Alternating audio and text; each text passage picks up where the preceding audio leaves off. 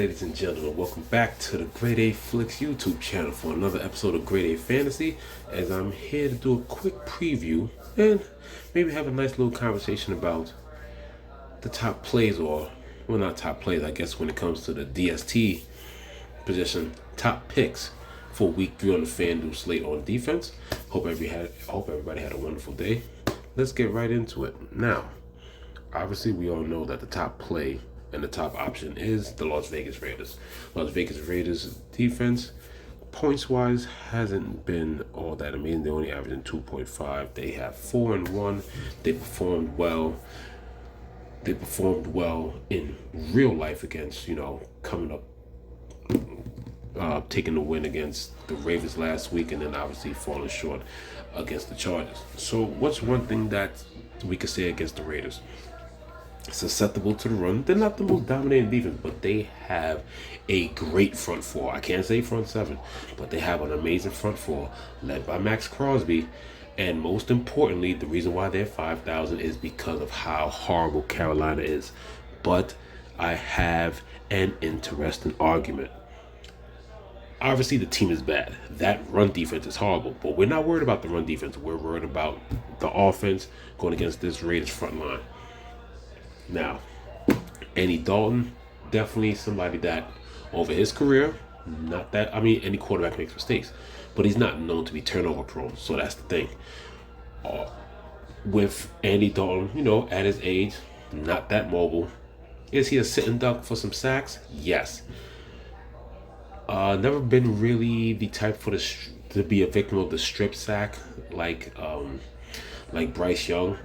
We definitely won't turn the ball over throwing it down the field and throwing it into bad coverages like Bryce Young. So when it comes to interceptions, that's more added points. Interceptions leads to possible pick sixes.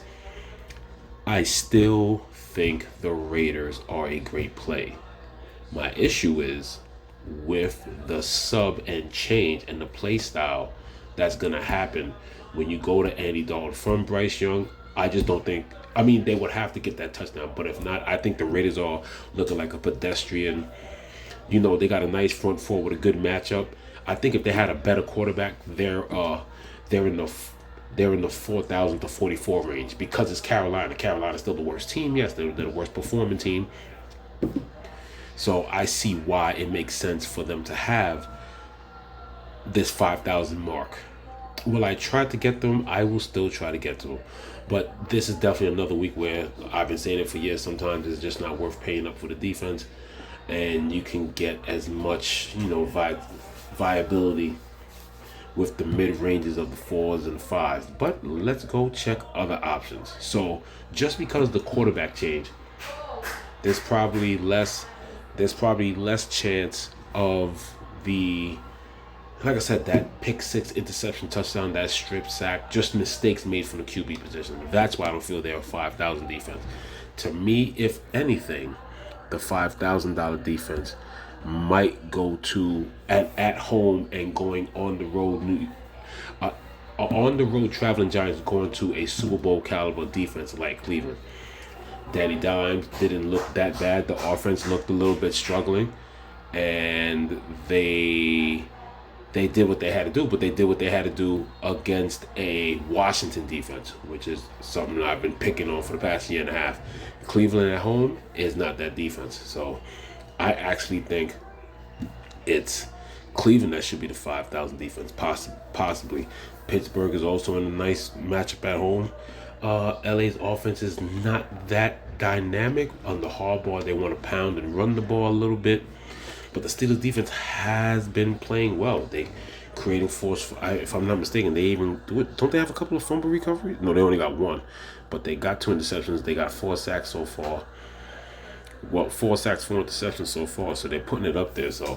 But it's a little. I don't really have them marked down. I just wanted to mention them because I don't think you're gonna get those interceptions. And yes, T.J. Watt can get sacks anytime Justin Herbert drops back.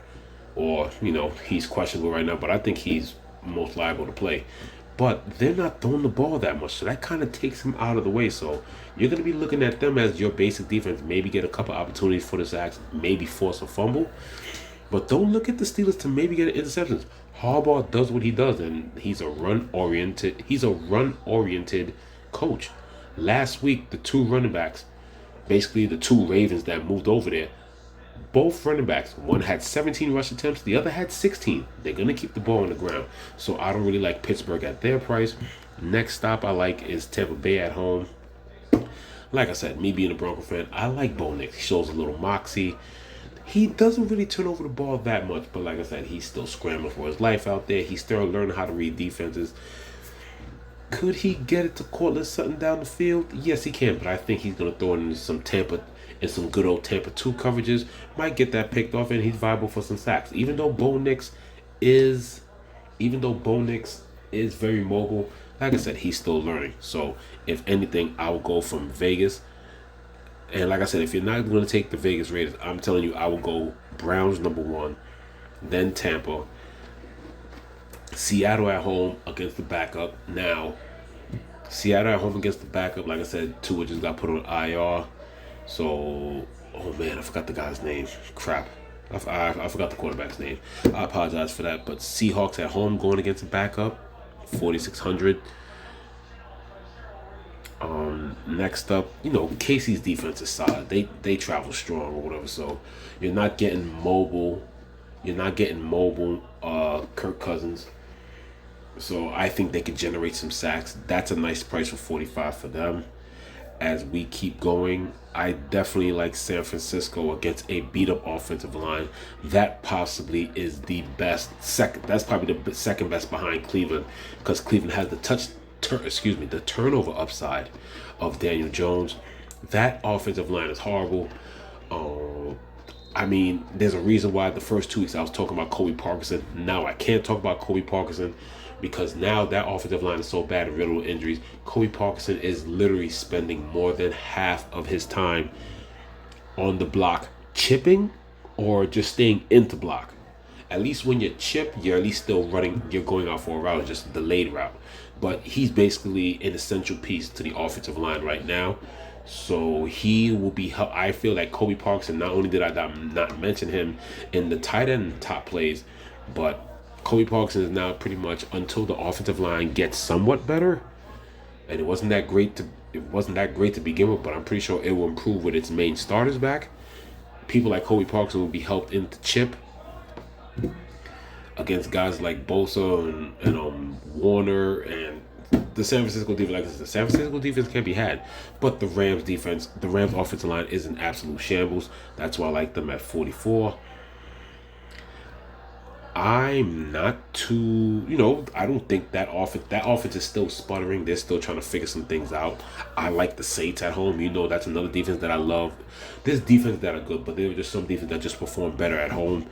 I like the Saints defense against Philly. I think, mistake-prone Jalen Hurts can get sacked, can be forced to throw a couple of interceptions. I think they'll be without A.J. Brown again this year, so deep threat-wise, they only got to worry about Devontae Smith.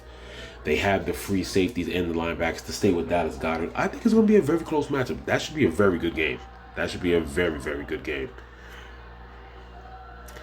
As we keep going, who else did I mark down? Yes, I do like the Chargers defense because Pittsburgh's offense is pretty much minimal. I think you could force, once again, you can get some sacks on Justin Fields. You could force him into some mistakes. And Pittsburgh's offense, it's just not going to blow up like that. You don't have to worry about, honestly, the way that offense is. It's a safe 3,900 because let's say if they don't generate that many sacks, maybe a fumble recovery, maybe 2 sacks, and Pittsburgh generates 13, 16 points again. Pardon me if I can't get the math done right, but what's the worst? You get a $3,900 defense that's still around 10 with 2 sacks and maybe 1 interception, and they only generate 16 points. They're still around 10 points if you have that kind of stat line. So that's probably the safest 3,900 on the board. And if we go anywhere lower, it's from here on out. I think it is interesting. Chicago's interesting because that defense has improved. And Indianapolis is another defense. Is another offense that still hasn't really got out the way yet. Yes, Jonathan Taylor is performing well. Anthony Richardson is, basically into part 1.5 of his first season because he only played 4 last year, so this is his 7th game of his career coming up. So Chicago is definitely a look, and then right under them, that's hit, which is funny because they're both 3,800. Indianapolis is pretty good to pick. I think either defense is viable on either end of that game. You could also look at Tennessee. I guess you could kind of say we're kind of in the pay down in a way area starting now. Green Bay has Malik Willis. Could it be a revenge game? Malik Willis used to play for Tennessee, but both offenses are sputtering right now, so that could be safe for 37. If you keep struggling, if you keep going down here, I mean, if you think Deshaun Watson is washed up, then and you think that they can get to him for some sacks and he can make some interceptions, that's the only reason why. Because you can play the fantasy narrative that, hey, Deshaun Watson could use this as a get-right game against a bad New York defense. You can. But if you're going to go with the narrative that Deshaun is washed up, that's probably a viable pay-down option at 3,300. Other options, KC's offense is sputtering too. They're not the explosive team that they are. I'm not gonna lie, you could give Atlanta at home some shots. No Isaiah Pacheco, so they lose kind of like their iron horse tough running ability right there. Like I said, the ball's gonna be in the air more. Fantasy value in that, more sack opportunity, more interception opportunity. They're gonna play it in the dome. Noise could complicate things. There's a couple of there's no low options that I love this week. No. Like, I think when it comes to defenses that I like, it kind of stops in the 38-37 range. I'm still not sure what I personally like yet. But if you're going to pay down, let's say this week the way the salaries work, let's say pay down is like 37 and lower. Like I said, I'm not messing with Philly. I'm not messing with Detroit. Arizona's an option Arizona's somewhat of an option because they're not that good. On the road. Sometimes that team does, the offense does poop out on the road, and Arizona's defense has been playing well. If you take a look at Arizona's defense, the first two, it may be they gave up 34 points, but they're getting stats. Plus, they did get a defensive touchdown against Buffalo, which saved them. That's why they got the 9. But last week, they only gave up 10 and had 5 sacks. So that Arizona defense, which was supposed to be somewhat bad, is playing somewhat well. Fantasy-wise, they are anyway. But there are options there. It's just one of those, I think it's one of those that whatever fits your salary. Whatever you did with your lineup, it's kind of like what you got left. But if there's anybody down here that I'm going to tell you no to, I'm saying no to Carolina. I'm saying no to Denver. I'm saying no to the Rams. I'm saying no to Miami on the road. I'm saying no to Detroit. And, until they start to cool down just for this week, I'm still going to have to say no to Philly. And besides, even if they wasn't going against Derek Carr, Philly's defense has been suspect the last year and a half anyway. That defense, they could come up with some big plays, but that defense is not the same of what it was the year before the Super Bowl, the year of the Super Bowl run that they lost. Ever since last year going into this year, you can poke holes into Philly's defense, so I will say no to that. Those are the no's that are in that range. But from 37, 38 and up, there are options. But there you go. There's the defensive breakdown. It's a weird week. Even I don't have a definite pay down option. It's definitely one of those make your lineup first and just hope that you have enough money for one of the team defense that I said is okay to pick against those I said not to pick. Other than that, there's the defensive review coming up within the next day or two. Definitely by Thursday, I will have both up. I haven't started. I've been doing notes.